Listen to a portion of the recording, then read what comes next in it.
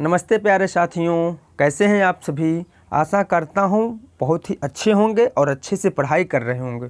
दोस्तों आज हम आप सबके समक्ष जूनियर सहायक अध्यापक परीक्षा है दोस्तों हिंदी भाषा का प्रैक्टिस सेट संख्या 3 लेके आए हैं। अभी तक हम लोगों ने 2 प्रैक्टिस तक देख चुके हैं, जो मेरे यूट्यूब चैनल के प्लेलिस्ट पे पड़ा हुआ है, आप उसे प्राप्त कर देख सकते हैं। ठीक दोस्तों, चलिए देर न करते हुए शुरू करते हैं क्वेश्चन नंबर 1 से। यदि मेरा वीडियो आप सभी लोगों को अच्छा लगे तो लाइक करें और सब्सक्राइब करें। दोस्तों आप लोग मुझे कमेंट करके बताइएगा कि आप लोगों का कितना क्वेश्चन सही हो रहा है। दोस्तों इसके बाद दोस्तों हम इन सब का दोस्तों जो PDF है दोस्तों अपने टेलीग्राम चैनल पर अपलोड कर देते हैं। दोस्तों आप उसे प्राप्त कर सकते हैं। चलिए देर न करते हुए शुरू करते हैं क्वेश्चन नंबर 1 से। अबलो नसानी अब ना नशे हो किसकी काव्य पंक्ति है। सूरदास की है, तुलसीदास की है, रहीम की है या फिर रसखान की। तो इसमें ऑप्शन नंबर दोस्तों 20 से हो जाएगा, तुलसीदास की है यह पंक्ति। चलिए क्वेश्चन नंबर दोस्तों हम लोग 2 देख लेते हैं। ब्रजभाषा काव्य की बृहतई में किसे शामिल नहीं किया जाता है। भारतेंदु को नहीं शामिल किया जाता है, या फिर रत्नाकर को, या फिर सत्यनारायण कविरत्न को, या फिर रामचरित उपाध्याय को। दोस्तों इसमें ऑप्शन नंबर डी से हो जाएगा, रामचरित उपाध्याय को शामिल नहीं किया जाता है। किसमें? ब्रजभाषा काव्य की बृहतई में। चलिए क्वेश्चन नंबर हम लोग दोस्तों 3 देख लेते हैं। गीत फरोश नाम से अपना प्रथम काव्य संग्रह किसने रचा है। गिरिजा कुमार माथुर ने, भवानी प्रसाद मिश्र ने, शमशेर बहादुर सिंह ने, या फिर धर्मवीर भारती ने। तो दोस्तों क्वेश्चन नंबर 3 का ऑप्शन नंबर 20 से हो जाएगा, भवानी प्रसाद मिश्र ने। चलिए क्वेश्चन नंबर हम लोग 4 देख लेते हैं। 4 डग हमने भरा तो क्या किया। निम्नलिखित में से यह काव्य पंक्ति किसकी है। हरियोध की है, मैथिली शरण गुप्त की है, महादेवी वर्मा की है, या फिर निराला की है। तो क्वेश्चन नंबर 4 का ऑप्शन नंबर ए से हो जाएगा। या दोस्तों जो काव्य पंक्ति है दोस्तों वह है हरियोध की। चलिए क्वेश्चन नंबर हम लोग 5 देख लेते हैं। प्रताप नारायण मिश्र ने निम्नलिखित निबंधों में से किसे लिखा है। बात लिखा है, या फिर भारत वर्षोन्नत कैसे हो सकती है, महाकवि, माघ का प्रभात वर्णन, या फिर श्रद्धा। तो दोस्तों इसमें ऑप्शन नंबर ए से हो जाएगा, बात निबंध लिखा है किसने, प्रताप नारायण मिश्र जी ने। चलिए क्वेश्चन नंबर हम लोग 6 देख लेते हैं। विद्यापति इनमें से किस रचना के आधार पर मैथिल कोकिल कहलाए। पदावली के आधार पर, कीर्ति पताका के आधार पर, या फिर कीर्ति लता के आधार पर, या फिर उपयुक्त सभी। तो दोस्तों विद्यापति जो दोस्तों मैथिल कोकिल कहलाए किसके आधार पर, पदावली के आधार पर। इसमें ऑप्शन नंबर दोस्तों ए से हो जाएगा। चलिए क्वेश्चन नंबर हम लोग 7 देख लेते हैं। मजदूरी और प्रेम शीर्षक निबंध से लेखक की रचना। दोस्तों मजदूरी और प्रेम शीर्षक निबंध के लेखक की एक और रचना जो है वह क्या है। दोस्तों कौन सा इसमें ऑप्शन सही हो जाएगा। इसमें ऑप्शन नंबर 2 तो 2 सही हो जाएगा, आचरण की सभ्यता। किसकी रचना है दोस्तों यह है सरदार पूर्ण सिंह की रचना है। दोस्तों जब मजदूरी और प्रेम भी सरदार पूर्ण सिंह की रचना है और आचरण की सभ्यता भी सरदार पूर्ण सिंह की रचना है। चलिए क्वेश्चन नंबर हम लोग 8 देख लेते हैं। भाषा निबंध मत मांजुल मात तो नोति किस कवि द्वारा रचित श्लोक अंश है। वाल्मीकि, कालिदास, तुलसीदास, या फिर जयदेव। तो दोस्तों क्वेश्चन नंबर 8 का ऑप्शन नंबर सी से हो जाएगा, तुलसीदास की यह श्लोक का अंश है। चलिए क्वेश्चन नंबर हम लोग 9 देख लेते हैं।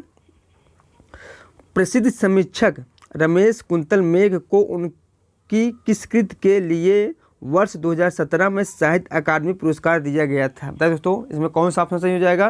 तो दोस्तों इसमें ऑप्शन नंबर डी सही हो जाएगा, विश्व मिथक साहित्य सागर के लिए इनको 2017 में साहित्य अकादमी पुरस्कार दिया गया था। चलिए क्वेश्चन नंबर हम लोग 10 देख लेते हैं। लघु मानव की धारणा किसकी प्रवृत्तिगत विशेषता है। नई कविता की, दलित विमर्श की, या फिर प्रगतिवाद की, या फिर छायावाद की। इसमें ऑप्शन नंबर ए से हो जाएगा, नई कविता की प्रवृत्तिगत विशेषता है। चलिए क्वेश्चन नंबर हम लोग 11 देख लेते हैं। मैं साहित्य को मनुष्य की दृष्टि से देखने का पक्षपाती हूँ, यह कथन किसने कहा है। हजारी प्रसाद द्विवेदी ने, नागेंद्र ने, या फिर जयशंकर प्रसाद ने, या फिर अज्ञे ने। इसमें ऑप्शन नंबर ए से हो जाएगा, हजारी प्रसाद द्विवेदी जी ने यह कथन कहा है। चलिए क्वेश्चन नंबर हम लोग 12 देख लेते हैं। समानांतर कहानी के प्रवर्तक कौन है। मोहन राकेश हैं, राजेंद्र यादव हैं, या फिर कमलेश्वर हैं, या फिर हिमांशु जोशी हैं। क्वेश्चन नंबर 12 का ऑप्शन नंबर सी से हो जाएगा, कमलेश्वर है। इनकी दोस्तों ये जो एक रचना है दोस्तों राजा निर्वचन की बहुत ही फेमस कहानी है। ठीक दोस्तों किसकी, कमलेश्वर की। चलिए क्वेश्चन नंबर हम लोग 13 देख लेते हैं। जायसी नामक समीक्षा कृत के लेखक कौन है। शिव सहाय पाठक है, या फिर विजय देवनारायण शाही है, या फिर वासुदेव शरण अग्रवाल है, या फिर रामचंद्र शुक्ल है। इसमें ऑप्शन नंबर 20 से हो जाएगा विजय देवनारायण शाही हैं, जयश्री नामक समीक्षा कृति के लेखक। क्वेश्चन नंबर 14 है, हिंदी भाषा की मासिक पत्रिका वाग्यार्थ कहाँ से प्रकाशित होती थी? कलकत्ता से, नई दिल्ली से, मुंबई से, या फिर चंडीगढ़ से। इसमें ऑप्शन नंबर ए से हो जाएगा कलकत्ता से प्रकाशित होती थी। चलिए क्वेश्चन नंबर हम लोग 15 देखते हैं। द्वैतवाद किस आचार्य द्वारा परिवर्तित संप्रदाय है? निम्बार्काचार्य, विष्णु स्वामी, रामानुजाचार्य, या फिर माधवाचार्य। इसमें ऑप्शन नंबर कौन से हो जाएगा? ऑप्शन नंबर डी से हो जाएगा माधवाचार्य द्वारा यह संप्रदाय परिवर्तित है। दोस्तों आप लोग मुझे कमेंट करके बताइएगा कि शंकराचार्य द्वारा कौन सा संप्रदाय परिवर्तित था। ठीक दोस्तों, चलिए क्वेश्चन नंबर हम लोग 16 देख लेते हैं। पंच पांडव चरित्र रास के रचयिता कौन है? शालभद्र सूरी हैं, असुगु हैं, नरपत नाल है, या फिर दलपत विजय है। इसमें ऑप्शन नंबर ए से हो जाएगा शालभद्र सूरी हैं। इनकी एक और रचना है भारतेश्वर बाहुबली रास। गणपत चंद्र गुप्त ने शालभद्र सूरी को हिंदी साहित्य का प्रथम इतिहास तथा इनकी रचना को भारतेश्वर बाहुबली रास है, इसको प्रथम रचना माना है हिंदी साहित्य का। चलिए क्वेश्चन नंबर हम लोग 17 देख लेते हैं। वीरता जब भागती है तो उसके पीछे राजनीति के छल छिद्र, दोस्तों छल छिद्र नहीं होगा, छल छंद होगा, कि धूल उड़ती है। उपयुक्त कथन प्रसाद के किस नाटक का है? अजात शत्रु, स्कंदगुप्त, चंद्रगुप्त, या फिर ध्रुव सामनी। तो इसमें ऑप्शन नंबर डी से हो जाएगा ध्रुव सामनी का यह मनगा द्वारा यह कथन कहा जाता है। चलिए क्वेश्चन नंबर हम लोग 18 देख लेते हैं। क्वेश्चन नंबर 18 क्या है? इनमें से कौन सा कवि नकेनवाद से जुड़ा है? केसरी कुमार, केदारनाथ सिंह, नरेश मेहता, या फिर केदारनाथ अग्रवाल। इसमें ऑप्शन नंबर ए से हो जाएगा केसरी कुमार। क्वेश्चन नंबर 18 का ऑप्शन नंबर ए से हो जाएगा। दोस्तों नकेनवाद के अंतर्गत कौन कौन आते हैं? नलिनी विलोचन शर्मा आते हैं, केसरी कुमार आते हैं और नरेश आते हैं। ठीक दोस्तों, नरेश मेहता नहीं आते हैं, केवल नरेश आते हैं। चलिए क्वेश्चन नंबर हम लोग 19 देख लेते हैं। अपने अपने अजनबी उपन्यास के लेखक कौन है? सच्चिदानंद हिरानंद वसन अज्ञेय हैं, प्रभाकर माचवे हैं, भगवती चरण वर्मा है, या फिर यशपाल हैं। तो इसमें ऑप्शन नंबर ए से हो जाएगा अपने अपने अजनबी उपन्यास के लेखक अज्ञेय हैं। चलिए क्वेश्चन नंबर हम लोग 20 देख लेते हैं। हृदय नहीं है पत्थर है, वह हृदय नहीं पत्थर है जिसमें स्वदेश का प्यार नहीं। यह प्रसिद्ध काव्य पंक्ति निम्नलिखित में से किस कवि द्वारा रचित है? गया प्रसाद शुक्ल स्नेही के द्वारा, मैथिली शरण गुप्त के द्वारा, माखनलाल चतुर्वेदी के द्वारा, या फिर राम नरेश त्रिपाठी के द्वारा। तो दोस्तों यह जो पंक्ति दोस्तों वह मैथिली शरण गुप्त के द्वारा रचित है। क्वेश्चन नंबर 20 का ऑप्शन नंबर बी से हो जाएगा। चलिए क्वेश्चन नंबर हम लोग 21 देख लेते हैं। इनमें से कौन सा कवि सतसईकार है? केशव दास, पद्माकर, सिया राम शरण गुप्त, या फिर वियोगी हर। इसमें ऑप्शन नंबर डी से हो जाएगा वियोगी कवि हैं जो सतसईकार है। इनकी जो सतसई रचना है वह है वीर सतसई। दोस्तों इनका एक क्वेश्चन पूछा जाता है, वियोगी हर का जो वास्तविक नाम था वह क्या था? हरि प्रसाद द्विवेदी इनका वास्तविक नाम था। चलिए क्वेश्चन नंबर हम लोग 22 देख लेते हैं। इनमें से किस कवि को एक भारतीय आत्मा उपनाम से जाना जाता है? माखनलाल चतुर्वेदी, बालकृष्ण शर्मा नवीन, मैथिली शरण गुप्त, या फिर श्रीधर पाठक। तो इसमें ऑप्शन नंबर ए से हो जाएगा माखनलाल चतुर्वेदी को एक भारतीय आत्मा उपनाम से जाना जाता है। चलिए क्वेश्चन नंबर हम लोग 23 देखते हैं। तीसरी सत्ता उपन्यास के लेखक का क्या नाम है? गिरिराज किशोर है, श्रीलाल शुक्ल है, गोविंद मिश्र है, या फिर निर्मल वर्मा है। तो क्वेश्चन नंबर 23 का ऑप्शन नंबर ए से हो जाएगा गिरिराज किशोर का यह उपन्यास है तीसरी सत्ता। क्वेश्चन नंबर 24 है। हरिदास संप्रदाय को एक अन्य नाम से भी पुकारा जाता है, वह नाम क्या है? अष्टछाप संप्रदाय, राधा बल्लभ संप्रदाय, सखी संप्रदाय, या फिर चिंताचिंत्य संप्रदाय। इसमें ऑप्शन नंबर सी से हो जाएगा सखी संप्रदाय। चलिए क्वेश्चन नंबर हम लोग 25 देख लेते हैं। हिंदी नवरत्न एक आलोचनात्मक कृति है जिसके आलोचक रचनाकार कौन है? शिव सिंह सेगर हैं, मिश्र बंधु हैं, रामचंद्र शुक्ल हैं, या फिर श्याम सुंदर दास हैं। इसमें ऑप्शन नंबर बी से हो जाएगा मिश्र बंधुओं की एक रचना है हिंदी नवरत्न। इनका एक और रचना है मिश्र बंधु विनोद। चलिए क्वेश्चन नंबर हम लोग 26 देख लेते हैं। कलम का सिपाही हिंदी गद्य की किस विधा की रचना है? बताइए दोस्तों, कलम का सिपाही हिंदी गद्य की किस विधा की रचना है? आत्मकथा है, रिपोर्टाज है, संस्मरण है, या फिर जीवनी है। दोस्तों इसमें ऑप्शन नंबर डी से हो जाएगा जीवनी है। यह किसके द्वारा लिखा गया है दोस्तों यह जीवनी? अमृत राय द्वारा, इनके जो पुत्र थे उनके द्वारा यह लिखा गया है। दोस्तों प्रेमचंद पर 3 लोगों ने जीवनी लिखा है। एक इनकी पत्नी जो थी शिवरानी ने लिखा है प्रेमचंद घर में, जबकि एक और है मदन गोपाल जो कलम का जादूगर नाम से लिखे हुए हैं 1964 ईस्वी में। चलिए क्वेश्चन नंबर हम लोग 27 देख लेते हैं। कलाधर उपनाम से रचना करने वाले का नाम क्या है? सुमित्रा नंदन पंत, सूर्यकांत त्रिपाठी निराला, महादेवी वर्मा या फिर जयशंकर प्रसाद। दोस्तों क्वेश्चन नंबर 27 का ऑप्शन नंबर डी सही हो जाएगा। जयशंकर प्रसाद का एक उपनाम जो है वह है कलाधर। चलिए क्वेश्चन नंबर हम लोग 28 देख लेते हैं। क्वेश्चन नंबर 28 क्या है? धर्म की रसात्मक अनुभूति का नाम भक्ति है। उपयुक्त कथन आचार्य रामचंद्र शुक्ल जी का निबंध का अंश है। बताइए दोस्तों ये जो निबंध है ये किस निबंध से लिया गया है?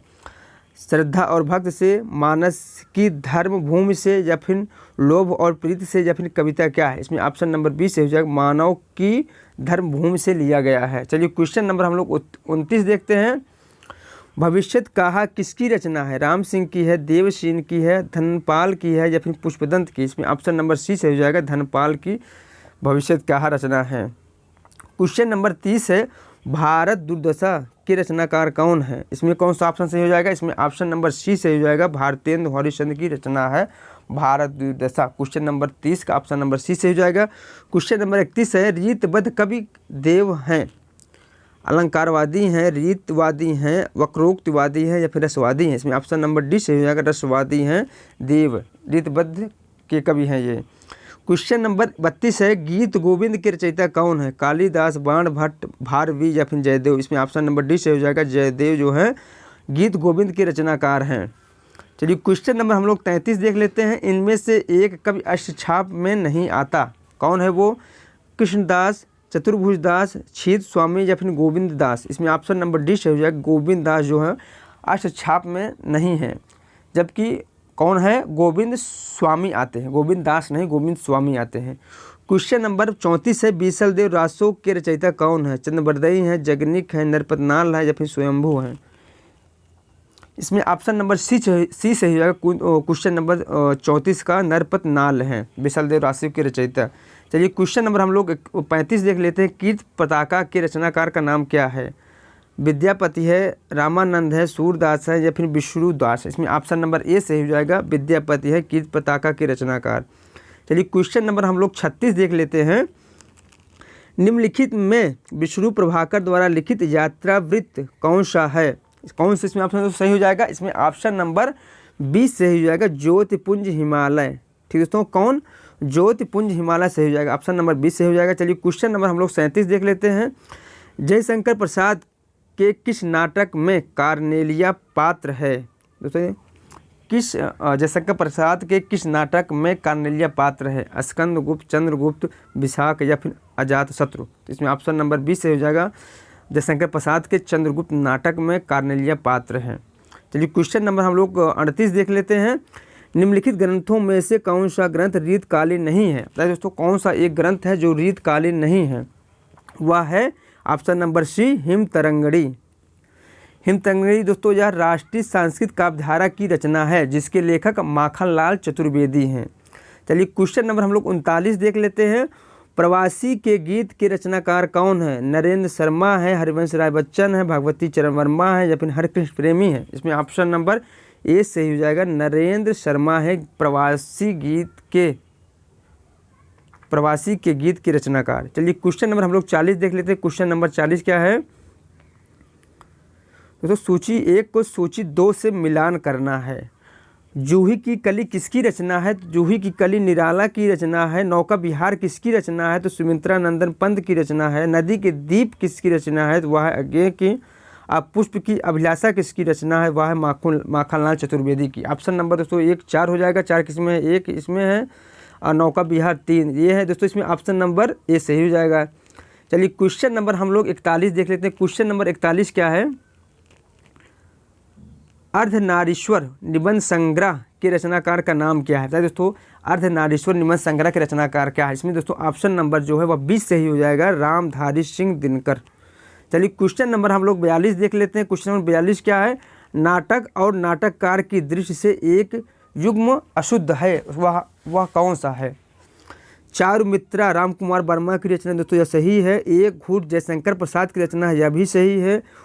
टूटते परिवेश विष्णु प्रभाकर की रचना है, यह भी सही। जबकि आषाढ़ का एक दिन दोस्तों सुरेंद्र शर्मा की रचना नहीं है, बल्कि किसकी रचना है? यह मोहन राकेश का एक नाटक है, आषाढ़ का एक दिन। चलिए क्वेश्चन नंबर हम लोग 43 देख लेते हैं। ब्रज भाषा का विकास किस अपभ्रंश से हुआ है? सौरसेनी, पैशाची, मागधी या फिर अर्धमागधी? क्वेश्चन नंबर 43 का ऑप्शन नंबर ए सही हो जाएगा, सौरसेनी अपभ्रंश से ब्रज भाषा का विकास हुआ है। क्वेश्चन नंबर 44 है, ब्रजबुल का संबंध है बंगाल से, राजस्थान से, उत्तर प्रदेश से या फिर मध्य प्रदेश से? दोस्तों आप लोग सोच रहे होंगे कि उत्तर प्रदेश से है, दोस्तों उत्तर प्रदेश से नहीं है, इसका संबंध जो है वह है बंगाल से। ब्रजबुल दोस्तों, ब्रजबुल ब्रजभाषा की नकल पर बंगाल में प्रचलित एक शैली रही है। ठीक दोस्तों, चलिए क्वेश्चन नंबर हम लोग 45 देख लेते हैं। पश्चिमी हिंदी की सर्वाधिक प्रमुख बोली इनमें से कौन है? ब्रजभाषा, ढूंढारी या फिर बुंदेली या फिर बांगरू? क्वेश्चन नंबर 45 का ऑप्शन नंबर ए से हो जाएगा, ब्रजभाषा। क्वेश्चन नंबर 46 है, कौरवी भाषा का उदय किससे हुआ है? पश्चिमी हिंदी, राजस्थानी, बिहारी या फिर पूर्वी हिंदी? क्वेश्चन नंबर 46 का ऑप्शन नंबर ए सही हो जाएगा, पश्चिमी हिंदी से विकास हुआ है। किसका? कौरवी भाषा का। चलिए क्वेश्चन नंबर हम लोग 47 देख लेते हैं। छत्तीसगढ़ी किस राज्य की बोली है? दोस्तों छत्तीसगढ़ी किस भाषा की बोली, सॉरी दोस्तों राज्य बोल दिए। छत्तीसगढ़ी किस भाषा की बोली है? पश्चिमी हिंदी की, राजस्थानी हिंदी की, बिहारी की या फिर पूर्वी हिंदी की? दोस्तों इसमें ऑप्शन नंबर डी से हो जाएगा, पूर्वी हिंदी की भाषा है। चलिए क्वेश्चन नंबर हम लोग 48 देख लेते हैं। किस क्षेत्र की बोली को कशिका कहा गया है? भीलवाड़ा, दिल्ली, वाराणसी या फिर सूरत? दोस्तों क्वेश्चन नंबर 48 का ऑप्शन नंबर सी से हो जाएगा, वाराणसी। चलिए क्वेश्चन नंबर हम लोग 49 देख लेते हैं। अंगिका किस राज्य की बोली है? बंगाल की है, छत्तीसगढ़ की है, मध्य प्रदेश की है या फिर बिहार की है? बताइए दोस्तों अंगिका किस राज्य की बोली है? तो वह है बिहार की। ऑप्शन नंबर डी सही हो जाएगा। चलिए क्वेश्चन नंबर हम लोग 50 देख लेते हैं। क्वेश्चन नंबर 50 क्या है? 14 सितंबर 1949 को भारतीय संविधान सभा ने हिंदी को भारत संघ की कौन सी भाषा का दर्जा दिया? राजभाषा का, राष्ट्रभाषा का, लोक भाषा का या फिर संपर्क भाषा का? इसमें ऑप्शन नंबर ए से हो जाएगा, राजभाषा का दर्जा दिया हिंदी भाषा को। चलिए क्वेश्चन नंबर हम लोग 51 देख लेते हैं।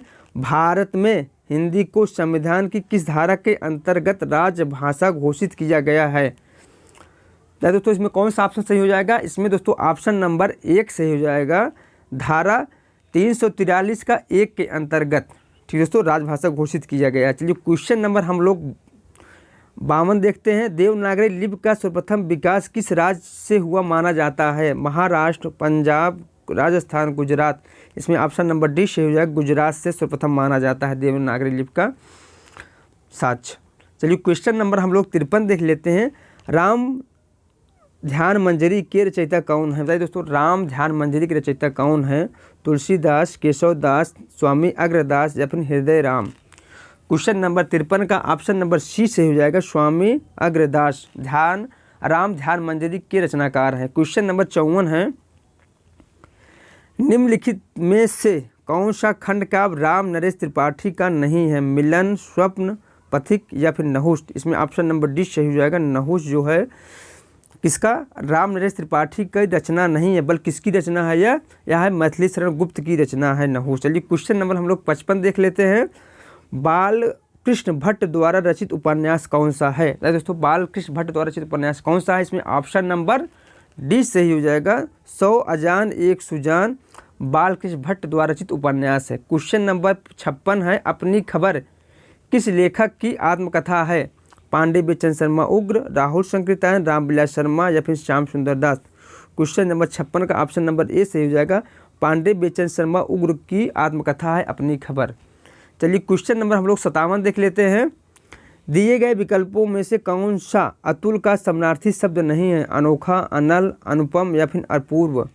दोस्तों क्वेश्चन नंबर 57 का ऑप्शन नंबर बी सही हो जाएगा, अनल। अनल जो है दोस्तों वह अग्नि का पर्यायवाची है, बाकी तीनों जो है वह अतुल का पर्यायवाची शब्द है। चलिए क्वेश्चन नंबर हम लोग 58 देख लेते हैं।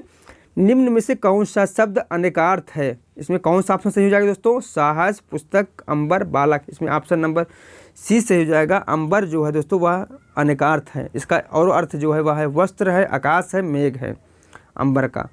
चलिए क्वेश्चन नंबर हम लोग 59 देख लेते हैं। कूलन में, केल में, कछारन में, कुंजन में, क्यारिन में कलित कालीन किलंकत है। इस काव्य पंक्ति में कौन सा अलंकार है? अनुप्रास अलंकार है, रूपक अलंकार है, यमक अलंकार है या फिर श्लेष अलंकार है? तो दोस्तों क्वेश्चन नंबर 59 का ऑप्शन नंबर ए से हो जाएगा अनुप्रास अलंकार है। क्यों दोस्तों? इसमें क वर्ण की आवृत्ति बार बार हुई है। दोस्तों जिस अलंकार में वर्ण की आवृत्ति बार बार होती है उसे अनुप्रास अलंकार कहते हैं। चलिए क्वेश्चन नंबर हम लोग 60 देख लेते हैं। मुदित मनोहर मानस देखा पंक्ति में अलंकार कौन सा है? यमक है, अनुप्रास है, उपमा है या फिर रूपक है? इसमें ऑप्शन नंबर बी से हो जाएगा अनुप्रास है, क्योंकि इसमें दोस्तों माँ वर्ण की आवृत्ति बार बार हुई है। चलिए क्वेश्चन नंबर हम लोग 61 देख लेते हैं। क्वेश्चन नंबर 61 क्या है? निम्नलिखित में से शुद्ध वर्तनी कौन सी है? दोस्तों हमें एक जो है शुद्ध वर्तनी है उसको बताना है। दोस्तों इसमें ऑप्शन नंबर कौन सही हो जाएगा?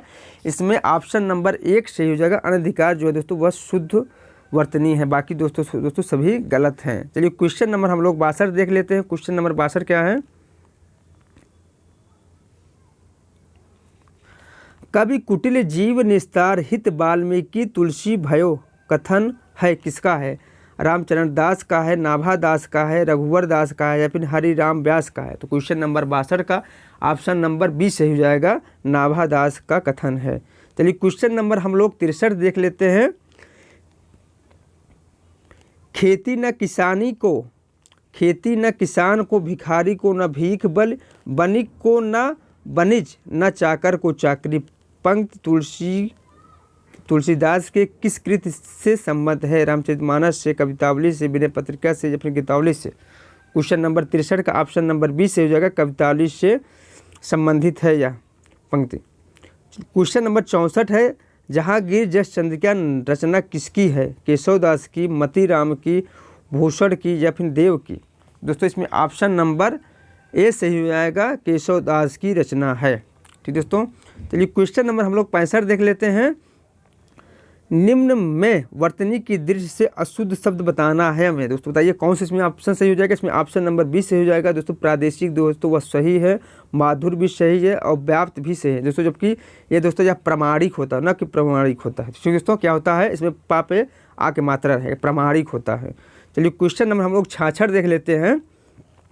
संज्ञा का भेद होता है, इसमें बताइए दोस्तों एक जो संज्ञा का भेद जो नहीं होता इसको बताना है हमें। व्यक्तिवाचक, जातिवाचक, भाववाचक या फिर निजवाचक? दोस्तों व्यक्तिवाचक संज्ञा का भेद होता है, जातिवाचक होता है, भाववाचक भी होता है, जबकि दोस्तों निजवाचक जो है संज्ञा का भेद नहीं होता, इसलिए ऑप्शन नंबर सी सही हो जाएगा। चलिए क्वेश्चन नंबर हम लोग 67 देख लेते हैं। निम्न में से कौन सा अव्ययी भाव समास नहीं है? दोस्तों इनमें से एक कौन सा है जो अव्ययी भाव समास नहीं है? दोस्तों इसमें ऑप्शन नंबर डी सही हो जाएगा। आय व्यय जो है दोस्तों वह अव्ययी भाव समास नहीं है, बल्कि दोस्तों यह है द्वंद्व समास है। ठीक दोस्तों, क्या है? द्वंद्व समास है। चलिए क्वेश्चन नंबर हम लोग 68 देख लेते हैं।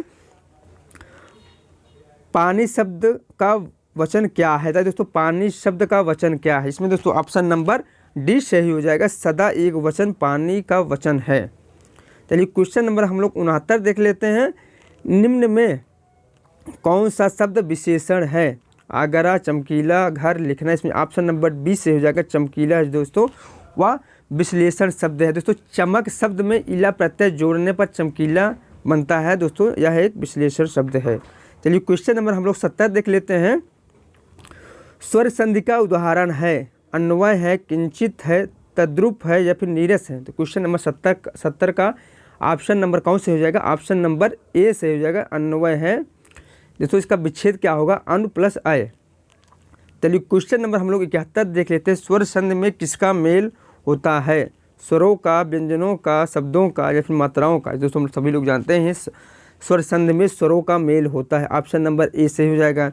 चलिए क्वेश्चन नंबर हम लोग 72 देख लेते हैं। किस स्वर में उच्चारण में दीर्घ उपसर्ग से भी अधिक समय लगता है? अनुस्वार में या फिर अनुनासिक में या फिर हास में या फिर प्लूत में? इसमें ऑप्शन नंबर डी से हो जाएगा, प्लूत में दोस्तों दीर्घ स्वर से भी अधिक समय लगता है। चलिए क्वेश्चन नंबर हम लोग 73 देख लेते हैं। क्वेश्चन नंबर 73 क्या है? हिंदी स्वरों का वर्गीकरण जब जीव के भाग के आधार पर किया जाता है तो निम्नलिखित में से कौन सा भेद इसके अंतर्गत नहीं आएगा। ठीक दोस्तों, इसके अंतर्गत नहीं आएगा। अग्र स्वर, मध्य स्वर, पार्श्व स्वर या फिर विवृत स्वर। तो दोस्तों क्वेश्चन नंबर 73 का ऑप्शन नंबर डी सही हो जाएगा। विवृत स्वर दोस्तों इसके अंतर्गत नहीं आएगा, बाकी जो तीनों हैं इनके अंतर्गत आएंगे। चलिए क्वेश्चन नंबर 74 देख लेते हैं। हिंदी में कारक के विभक्तियों सहित कितने भेद माने जाते हैं? 8, 14, 7, 10। इसमें ऑप्शन नंबर ए सही हो जाएगा। 8 माने जाते हैं। कौन कौन से हैं? कर्ता ने कर्म को करण से, संप्रदाय के लिए, अपादान से अलग होने के अर्थ में, और संबंध का की रे, अधिकरण में, पर, संबोधन रे, हे, अरे, रे। ठीक दोस्तों, चलिए क्वेश्चन नंबर 75 देख लेते हैं। अपहरण में उपसर्ग है, कौन सा उपसर्ग है अपहरण में? हरण, आ, रण या फिर अप। दोस्तों क्वेश्चन नंबर 75 का ऑप्शन नंबर डी सही हो जाएगा। अप जो है उपसर्ग है। इसका दोस्तों क्या होता है? हरण में दोस्तों उपसर्ग लगा है, हरण में उपसर्ग लगा है अप दोस्तों दोनों मिलकर बन जाएंगे अपहरण। चलिए क्वेश्चन नंबर हम लोग 76 देख लेते हैं। अनु उपसर्ग से बना शब्द कौन सा है? अनुचर है, अनुपमा है या फिर अंतर है या फिर अनुत्तर है। इसमें ऑप्शन नंबर कौन से? ऑप्शन नंबर ए से हो जाएगा अनुचर। दोस्तों इसका संधि विच्छेद, इसका विच्छेद क्या होगा? अनु प्लस चर, अनु प्लस चर। ठीक दोस्तों, चलिए क्वेश्चन नंबर हम लोग 77 देख लेते हैं। अर्थ के आधार पर वाक्य के भेद बताइए। 2 होते हैं, 4 होते हैं, 6 होते हैं या फिर 8 होते हैं। तो अर्थ के आधार पर वाक्य के भेद कितने होते हैं? तो वो होते हैं 8। कितने होते हैं? 8। ऑप्शन नंबर डी सही हो जाएगा। कितना? ऑप्शन नंबर डी सही हो जाएगा। चलिए क्वेश्चन नंबर हम लोग 78 देख लेते हैं। अग्रज का सही विलोम होता है अनुज है, लघु है, छोटा है या फिर सूक्ष्म है। तो इसमें ऑप्शन नंबर ए सही हो जाएगा। अग्रज दोस्तों अनुज का विलोम है। तो अग्रज माने बड़ा होता है और अनुज माने छोटा होता है। चलिए क्वेश्चन नंबर हम लोग 79 देख लेते हैं। 79, हिंदी में कुल कितने सर्वनाम हैं? 9 हैं, 10 हैं, 11 हैं, 12 हैं। तो दोस्तों हिंदी में कुल 11 सर्वनाम है। ऑप्शन नंबर सी सही हो जाएगा। कौन कौन से हैं? मैं, तू, आप, यह, वह, जो, सो, कोई, कुछ और क्या, ये सर्वनाम है हिंदी में। चलिए क्वेश्चन नंबर हम लोग 80 देख लेते हैं। 80 क्वेश्चन क्या है?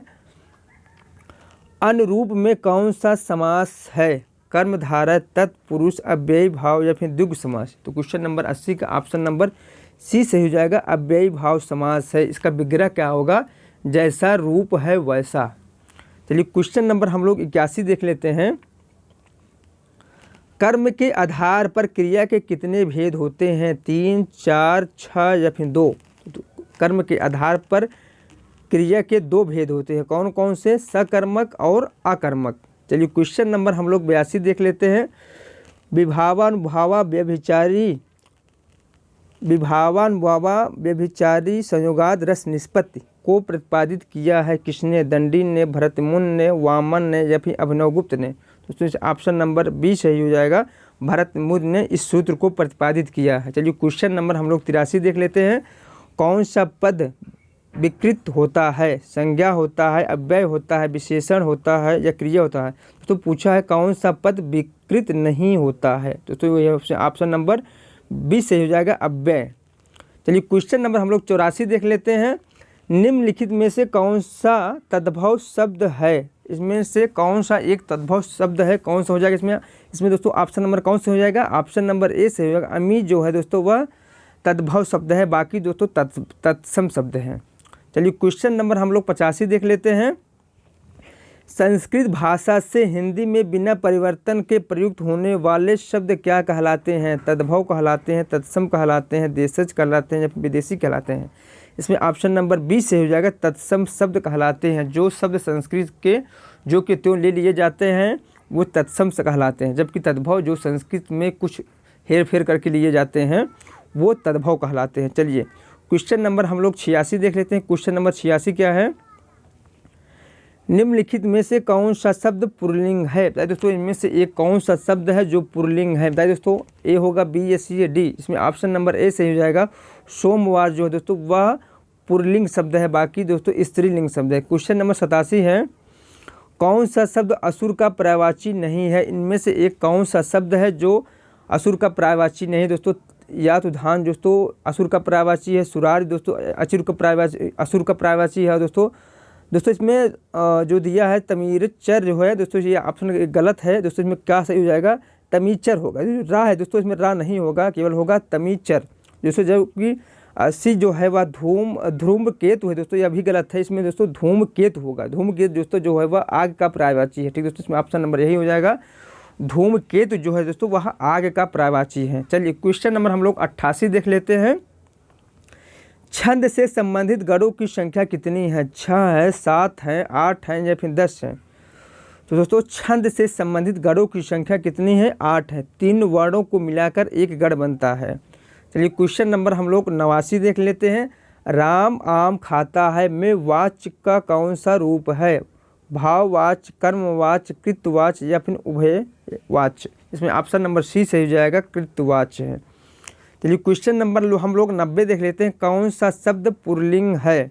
इनमें से कौन सा एक शब्द है जो पुल्लिंग है? मंत्रणा है, सभा है, मंडली है या फिर न्याय है? इसमें ऑप्शन नंबर डी से हो जाएगा। न्याय जो है दोस्तों वह पुल्लिंग शब्द है दोस्तों। न्याय किया जाता है, बाकी मंत्रणा की जाती है, सभा की जाती है, मंडली की जाती है। चलिए क्वेश्चन नंबर दोस्तों हम लोग 91 देख लेते हैं। क्रिया के उस रूपांतर को क्या कहते हैं? क्रिया के उस, तो कुछ टेक्निकल प्रॉब्लम आ गया। क्रिया के उस रूपांतर को क्या कहते हैं जिससे उसके कार्य व्यापार के समय और उसकी पूर्ण अथवा अपूर्ण अवस्था का बोध हो? संज्ञा कहते हैं, परिणाम बोधक विशेषण कहते हैं या फिर अव्यय कहते हैं या फिर काल कहते हैं? इसमें ऑप्शन नंबर डी से उसे काल कहते हैं। ठीक दोस्तों, चलिए क्वेश्चन नंबर दोस्तों हम लोग 92 देख लेते हैं।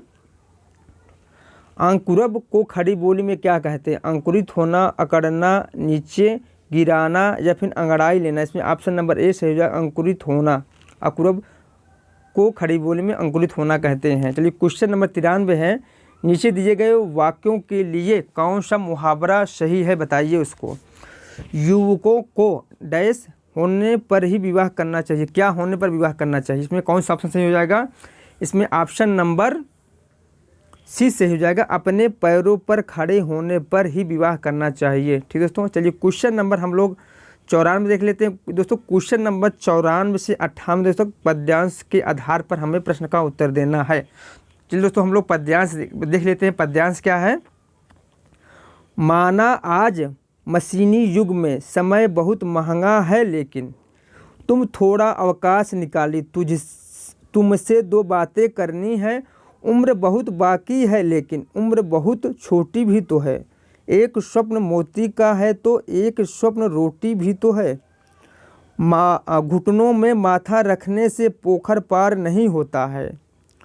घुटनों में माथा रखने से पोखर पार नहीं होता है। सोया है विश्वास जगा लो, हम सब को नदियाँ तरनी है। मन छोटा करने से मोटा काम नहीं छोटा होता है। नेह कोष को खुलकर बांटो, कभी नहीं टोटा होता है। आंसू वाला अर्थ न समझे, जो सब ज्ञान व्यर्थ जाएंगे। मत सच का आभास दबा लो, मत सच का आभास दबा लो, शाश्वत आग नहीं करनी है। दोस्तों यह पंक्ति है दोस्तों, इसके आधार पर हमें क्वेश्चन का देखना है। दोस्तों क्वेश्चन नंबर 94 क्या है?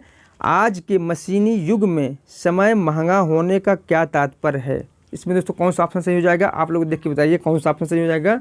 क्वेश्चन नंबर 294 में ऑप्शन नंबर बी सही हो जाएगा, व्यक्ति समय के साथ बढ़ गया है। दोस्तों पंक्ति कह रहा है व्यक्ति जो है समय के साथ बढ़ गया है। चलिए क्वेश्चन नंबर दोस्तों हम लोग 95 देख लेते हैं। क्वेश्चन नंबर 95 क्या है? मोती का स्वप्न और रोटी का स्वप्न का क्या तात्पर्य है?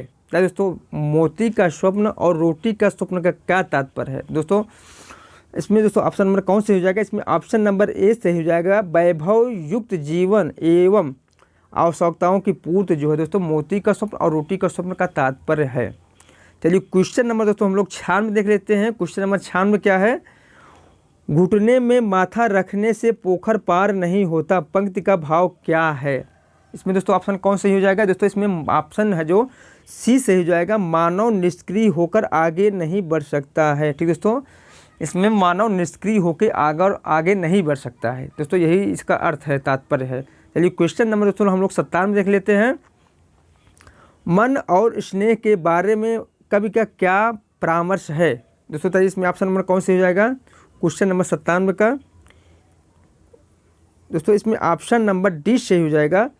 मन से हार नहीं माननी चाहिए तथा स्नेह बांटने से कम नहीं होता है। ठीक दोस्तों, मन से हार नहीं माननी चाहिए तथा स्नेह का क्या तात्पर्य है, स्नेह बांटने से स्नेह कम नहीं हो जाता है। चलिए क्वेश्चन नंबर दोस्तों हम लोग 98 देखते हैं। सच का आभास क्यों नहीं दबाना चाहिए। इसमें दोस्तों ऑप्शन नंबर कौन सही हो जाएगा, इसमें दोस्तों ऑप्शन नंबर ए सही हो जाएगा। इससे वास्तविक समस्याएं समाप्त नहीं होती हैं। सच का आभास क्यों नहीं दबानी चाहिए, क्योंकि दोस्तों इससे जो है वास्तविक समस्याएं जो है समाप्त नहीं होती। चलिए क्वेश्चन नंबर हम लोग 99 देख लेते हैं। अरविंद शब्द का प्रवाची शब्द बताइए। कलम है, गुलाब है, कल्प वृक्ष है या फिर केवड़ा है। इसमें ऑप्शन नंबर दोस्तों ए सही हो जाएगा। कलम जो है दोस्तों वह अरविंद का प्रवाची शब्द है। चलिए क्वेश्चन नंबर दोस्तों हम लोग 100 देख लेते हैं और इस प्रैक्टिस सेट का लास्ट क्वेश्चन देख लेते हैं।